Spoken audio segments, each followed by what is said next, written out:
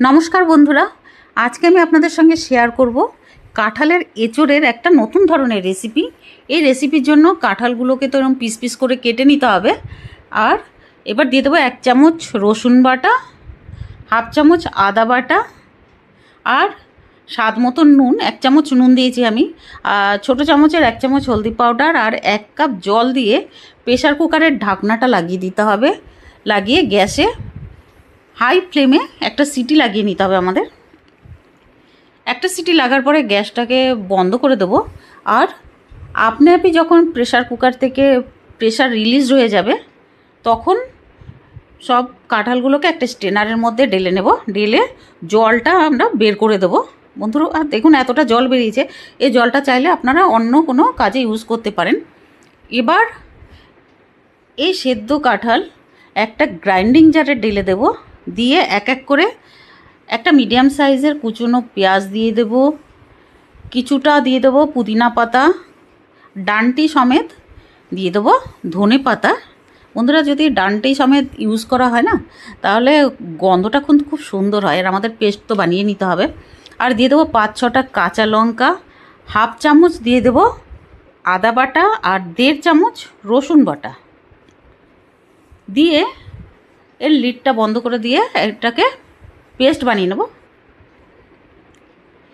এবার এই পেস্টটাকে একটা প্লেটের মধ্যে ঢেলে এক এক করে দিয়ে দেবো 2 চামচ ময়দা বাইন্ডিং করার জন্য, আর 2 চামচ বেসন, সঙ্গে দিয়ে দেবো হাফ চামচ গরম মশলা পাউডার, স্বাদ মতো নুন হাফ চামচ দিয়েছি আমি, আর চিলি ফ্লেক্স আর চাট মশলা দিয়ে হাত দিয়ে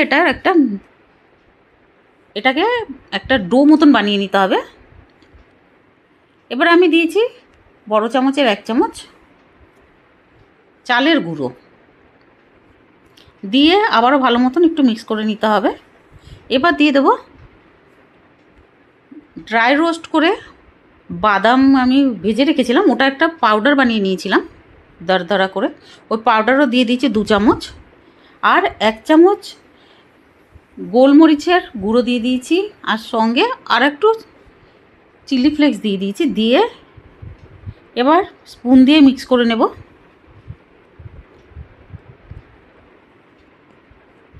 এবার দিয়ে দেবো আর 1 চামচ আমচুর পাউডার দিয়ে আবারও মিক্স করে নেব।